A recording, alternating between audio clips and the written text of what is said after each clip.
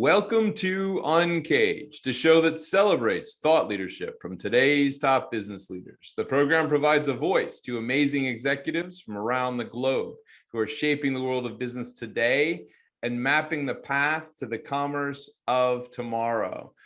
Today, we're speaking with Mike Mauti. Hey, Mike, how are you? Ernie Brandt, I'm doing well. Thanks for having me. It's great to have you, Mike. Mike is the managing partner of Execulytics Consulting. He uses his unique skills of produce knowledge, research capabilities, and data analytics to provide answers in the produce industry. So we're going to be talking about a lot about fruits and vegetables and all those delicious things. I told Mike before the show that just talking to him is going to make me hungry. But before we get to what you're working on at Execulytics, tell us a little bit about your background and your career. Sure thing. So I've been in the food industry for about the last 25 years. The first part of that spent at one of North America's premier grocery companies. And during that time, I spent some of my years in procurement, merchandising, operations, process development, and analytics. Really, I've got the entire grocery experience in about a 20-year time frame.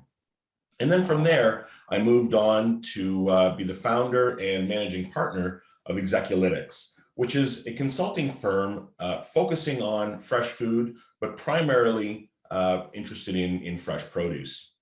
And I'll just let you know the name Execulytics is a mashup of the front part of the word execution and the back part of the word analytics.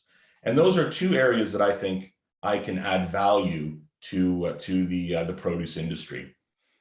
Let's dig a little bit deeper into Sure. Execulytics, because it's what an interesting moment to be working with anything like fruits and vegetables, because we're talking about something that has elaborate supply chains. We have retailers having lovely issues every day right now. Gas prices are going up, so I'm sure food prices are going up. Tell me a little bit about what's keeping you busy at Execulytics these days. Oh, I'd say it's a good question. There's a lot going on, and the pandemic has really caused a big stir in the marketplace. Certainly, what customers were purchasing before the pandemic and how they were purchasing it has changed quite dramatically from before the pandemic until now. So studying how the customer approaches their food needs, what they're buying, how they're buying it, and even what they're using it for is really an area of focus and something that has been driving a lot of my business over the last number of months. Yeah, I could see that this kind of mash up of the analytics or data science and really understanding how you execute for a customer facing operation and business and moving merchandise is kind of the holy grail. Got to bring those kind of elements together. When you look out in the marketplace today, what are the biggest concerns for everyone in that ecosystem? Well, certainly delivering on what the customer is asking for. And as I mentioned, the customer is asking for a different set of attributes today than they were, say, 3 years ago. And a lot of people have said that really there's been an advancement of some existing trends. And I think that's what we've seen a lot, particularly in the produce industry. Concepts like purchasing locally has really advanced over the last 3 years, or the organic movement. Of course, we've been seeing organics increasing over the last several decades, really, but it's really accelerated over the last few years. And something that we've called this flight to safety has really taken place since the pandemic started. Although some of these issues aren't necessarily related to the pandemic or specifically healthcare, but things like buying local feels more safe, so people have gravitated towards that. Buying more organic feels more safe, so people have gravitated towards that. And then we're also seeing big changes in the industry with respect to where a product is grown and how it's grown, and controlled environment agriculture, specifically an increase in things like greenhouse grown products. And the big thing in the industry over the last number of years has been vertical farming. So all of these elements drive a safer feeling for the customer, and some things that have really progressed since the pandemic began. It's really interesting that so people are concerned about food safety, and that seems to be, you see that as being one of the key metrics for the purchaser, concerned on making sure that it's all that it's safe. Well, that's an interesting point. Food safety is a contributing factor, but the whole concept of safety doesn't necessarily only rely on food safety. Right. Things like the safe supply of food. So getting your food locally is a safer way of getting your food than importing it. Getting your food without the use of herbicides and pesticides can be considered safer than food with herbicides and pesticides. Having your food grown in a controlled environment is safer than bringing it to the conditions of different elements in the field and things like that. So it's interesting that these elements are associated with safety, but they're not necessarily specifically about safety. Yeah. And we've seen these trends progress quicker since the start of the pandemic. I've also seen some interesting things like robotics being applied to literally the picking of fruit and berries. That's been a very, very cool thing I don't know where we are in that. I don't know if that's still quite futuristic or not. How is that going? Well, it's less futuristic than you think. I mean, there's advancements in robotics all the time in this industry, not just in the field, but in the packing houses, but also at retail as well. You see a lot of different retailers providing their home delivery products that are picked using robotics. So it's not something that's Buck Rogers right now. It's something that's happening. That's cool. Well, let me change gears a little bit and dig deeper in the impact of the pandemic. It does seem like in this particular sector, the pandemic operated as quite a moment of change. And so just be curious to hear your perspective and what you see coming out of it.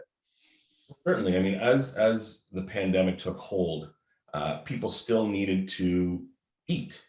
And where they ate was dramatically different once the pandemic started from before.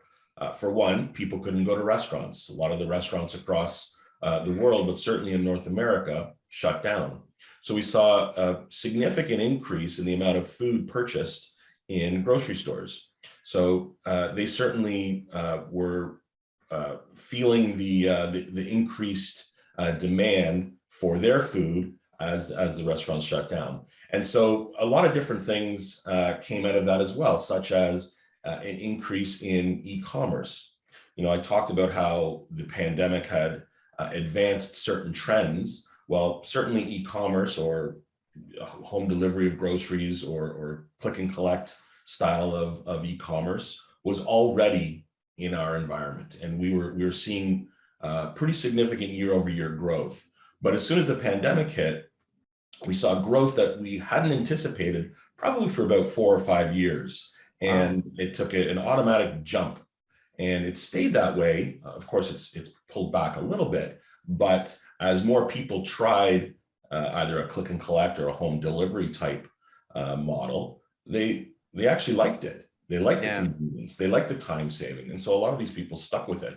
A lot of these people might have been gravitating towards that in the future anyways, but the pandemic was the impetus to get them into that mode. And consequently, we've seen a significant rise. So you see the way people have purchased their food has changed quite dramatically, from restaurant and grocery to grocery and home delivery. And it's quite dramatic. Let me ask you one more technical question. The blockchain is obviously having a huge impact on every industry, but I've seen some, I don't know if they're marketing moves or if they're more deep in terms of applying blockchain technology to the food tracking process. I know of a large company that we have done work with that works with cocoa bean growers and tracking everything from the picking of the cocoa bean all the way through to the making of the chocolate has been quite an incredible process. Do you see customers tracking that process more closely? And is that a trend that we're going to see going forward? Well, when it comes to produce traceability, it's hugely important. We've seen a lot of recalls and food safety concerns with fresh produce, and being able to know the full supply chain tracking of different products is quite important to facilitate that recall.